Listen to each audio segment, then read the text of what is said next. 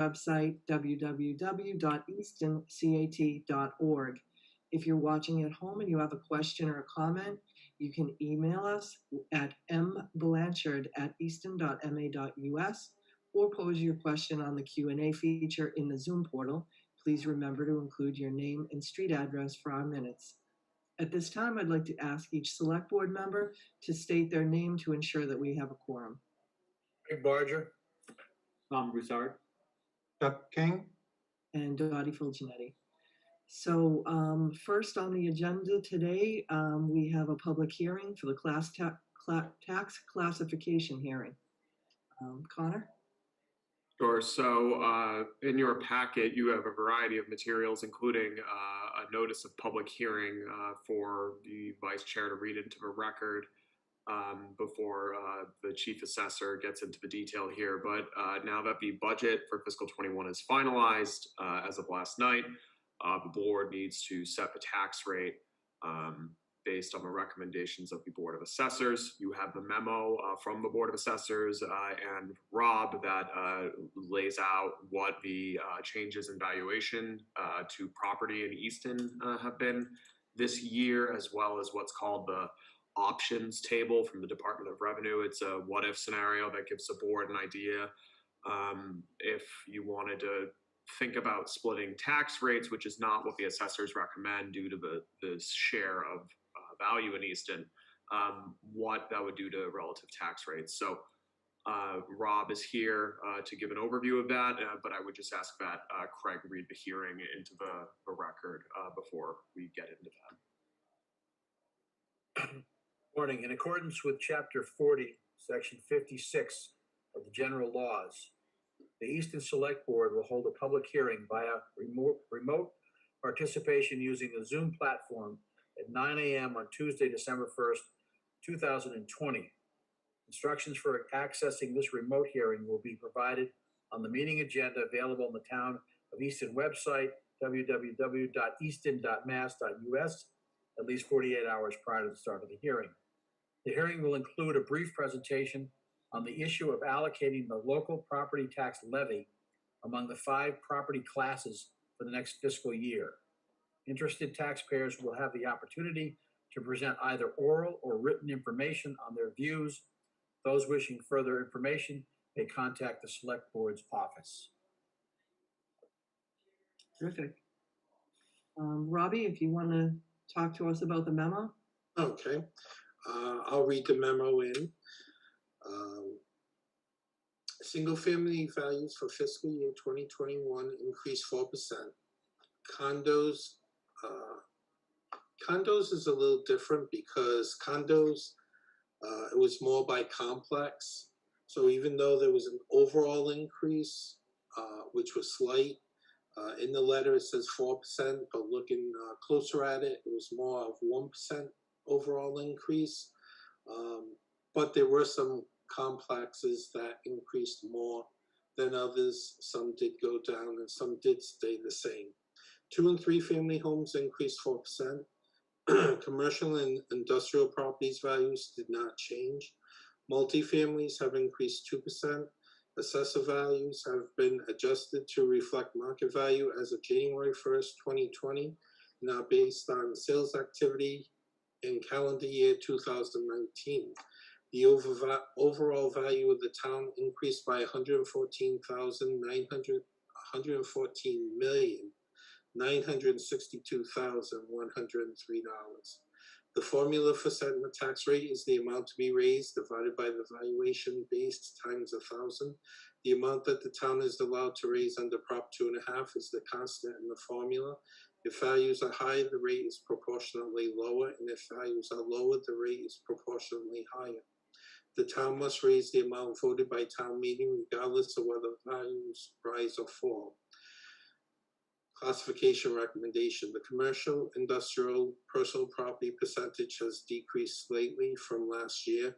It is the recommendation of the Board of Assessors to remain with a single tax rate and not to adopt either the residential or small commercial exemptions. Robbie, can you go back to the what you were saying about the condos? I'm trying to understand, are you saying when it says 4% in this memo, is that an error? Or are you saying that the average of the condo values increased equals 4%? The actual average was 1%. That's actually a typo that's in there.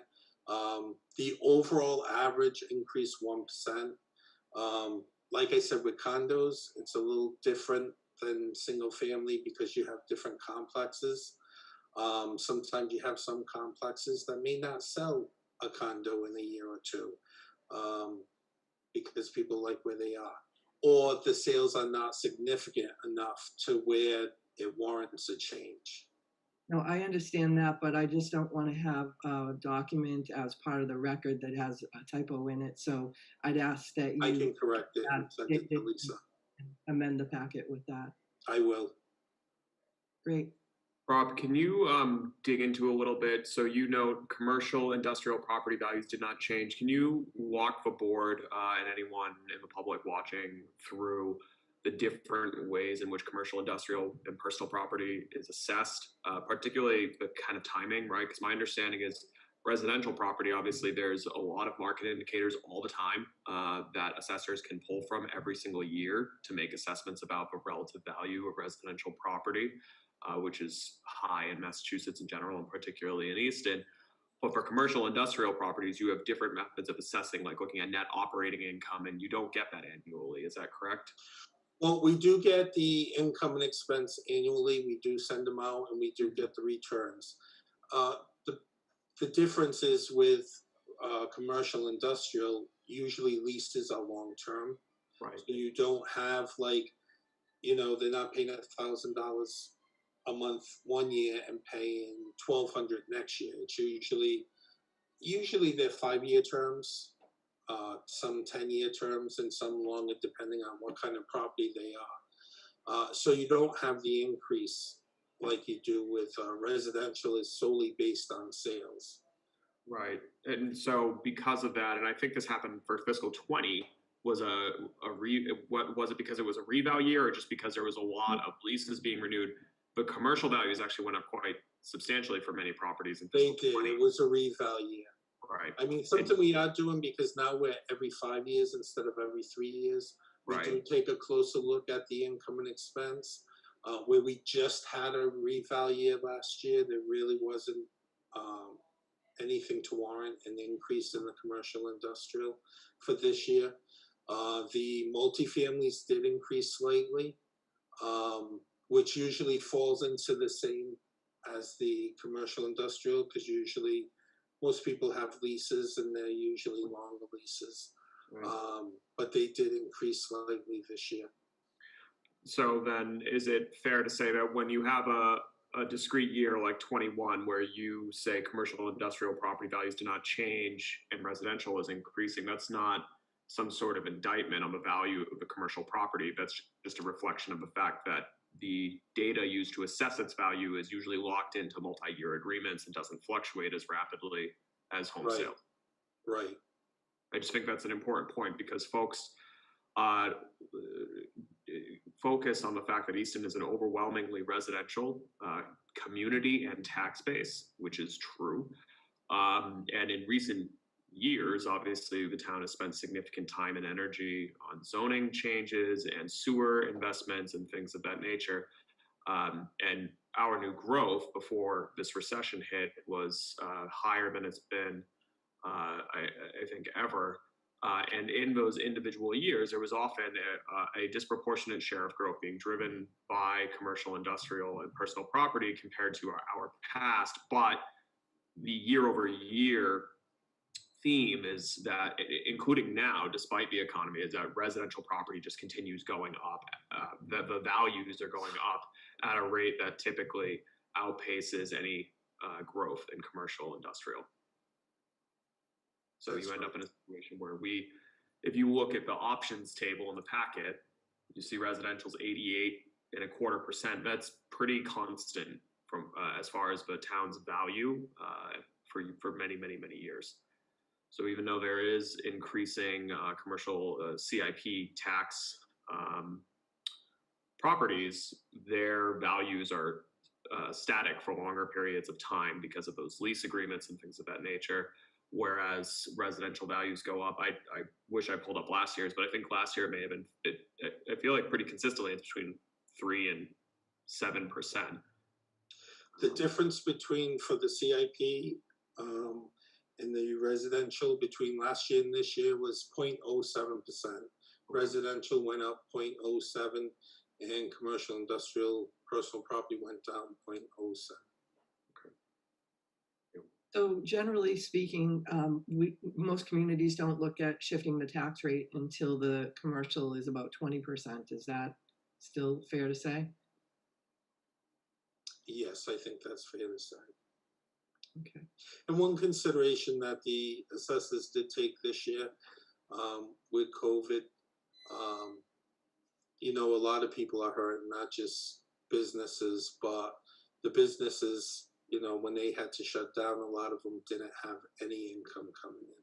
Some of them did qualify for some loans, but that was one thing they were just a little fearful with the not knowing what's going to happen to look at doing a split this year with what could be coming in the next couple of months with COVID and what kind of shutdowns could be happening also.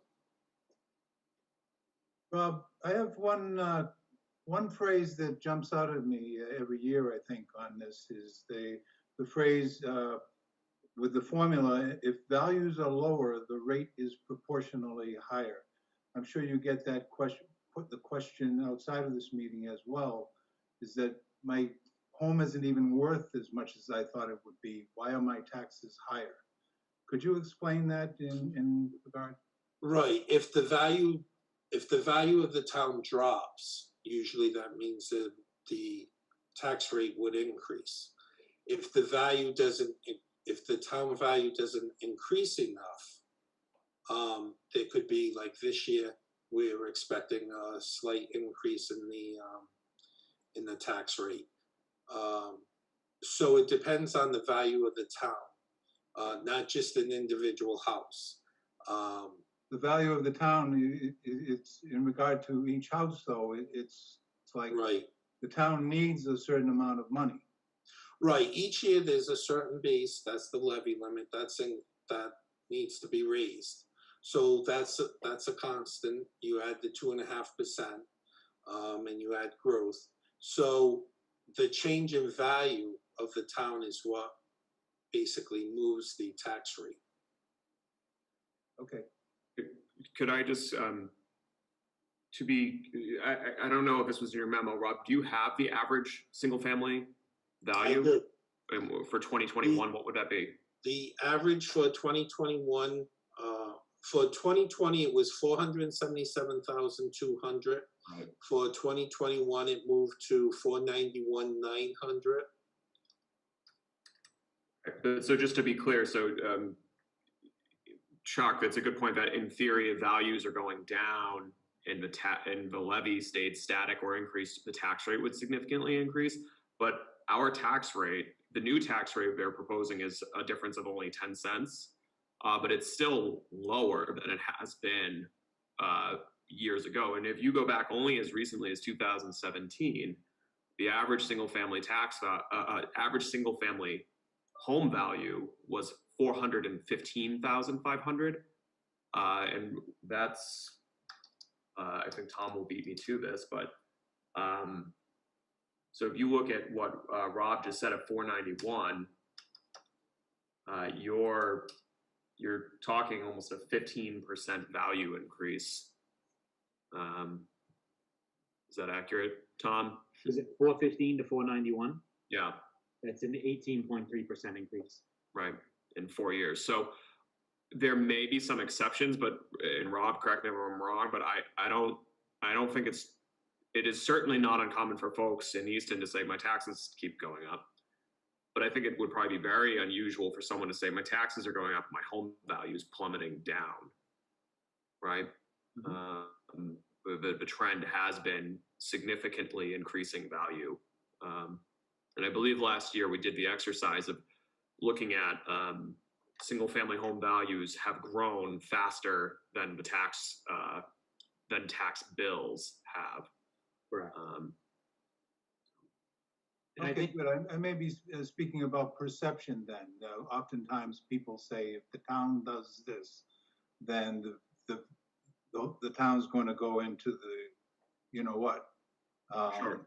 So that it's perception that we're often dealing with. Yeah, and that's a very good point. And some comments to that effect usually come up around zoning. And I believe the board got some emails regarding that with denser housing and concerns about value. But the data is pretty clear that home values in Easton are going in one direction, and it's up. The building department's never been busier with permits for residential. The demand is enormous. People want to live here because it's a wonderful place. So. Good, thank you, Tom. Sorry to interrupt. no, not at all. It was one thing that I wanted to reinforce. I think it's important. It comes up regularly, and I think we try to address it regularly. And Connor, correct me if I don't say it succinctly and clearly.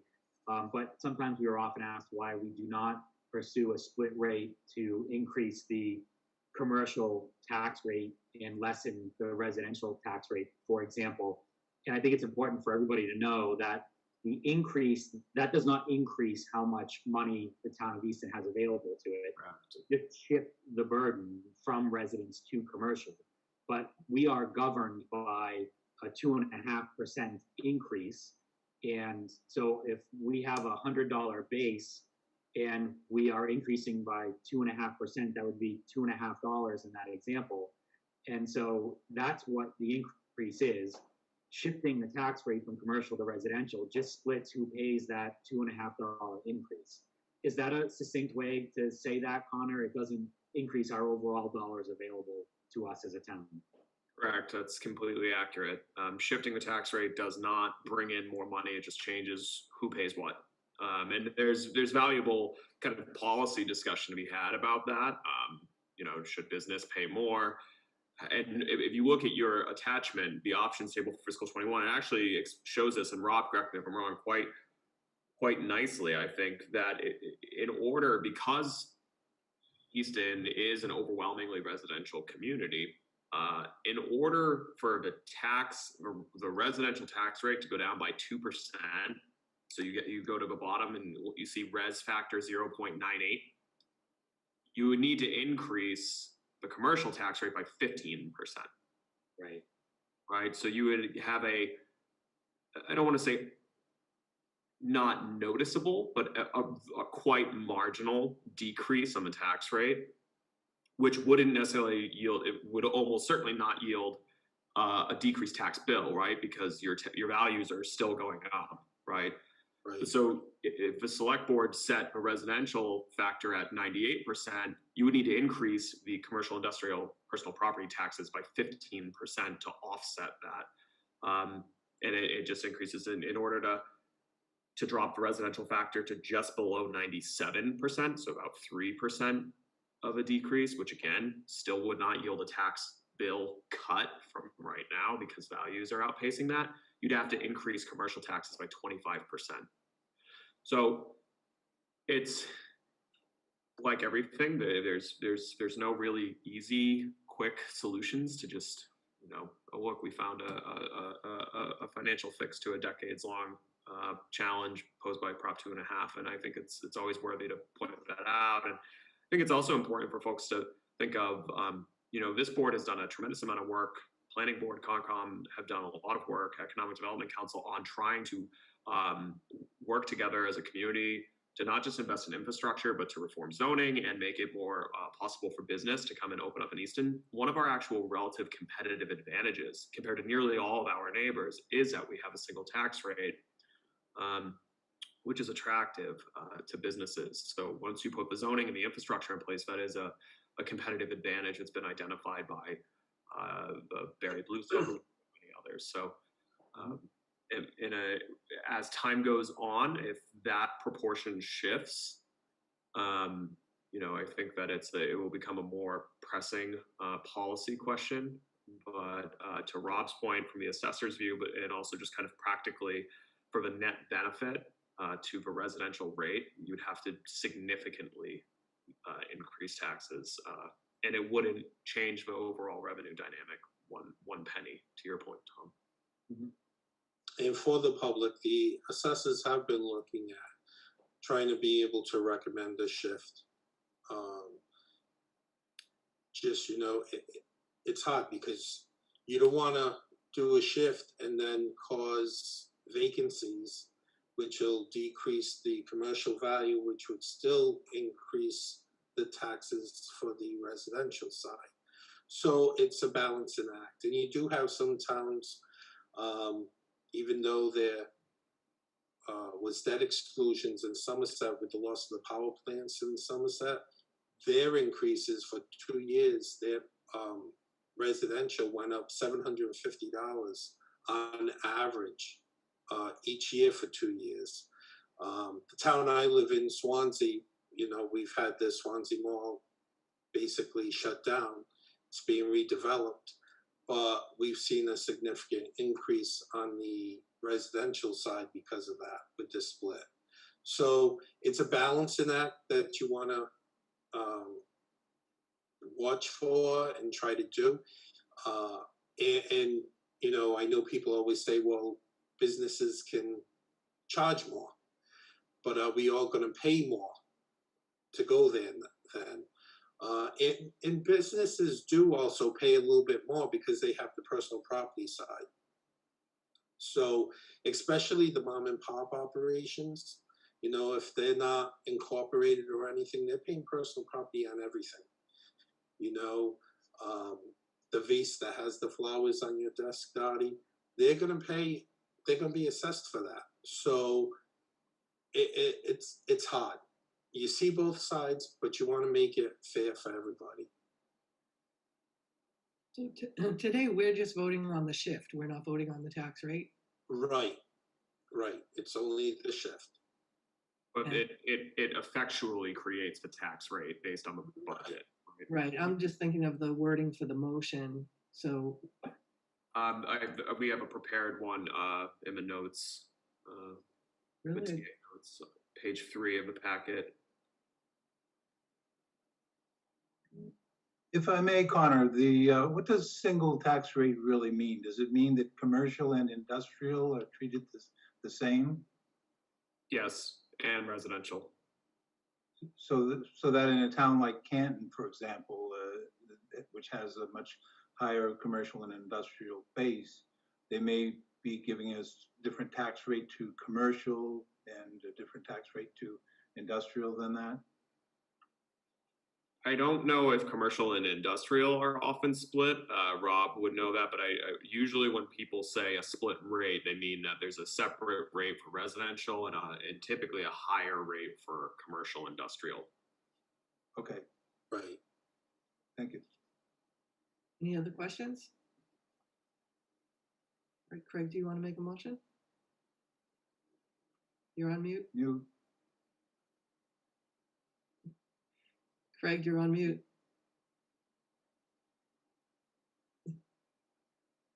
Sorry about that. Is that the motion to adopt the residential factor of 1? Is that the one we're talking about? Correct. So the motion to adopt the residential factor of 1 and percentages set forth in this LA-5 as presented. Second. Barger, Broussard, and roll call vote, Craig. Barger, yes. Broussard, yes. King, yes? Full Janetti, yes. All right. Thank you very much, everyone. We'll take a motion to adjourn. So moved.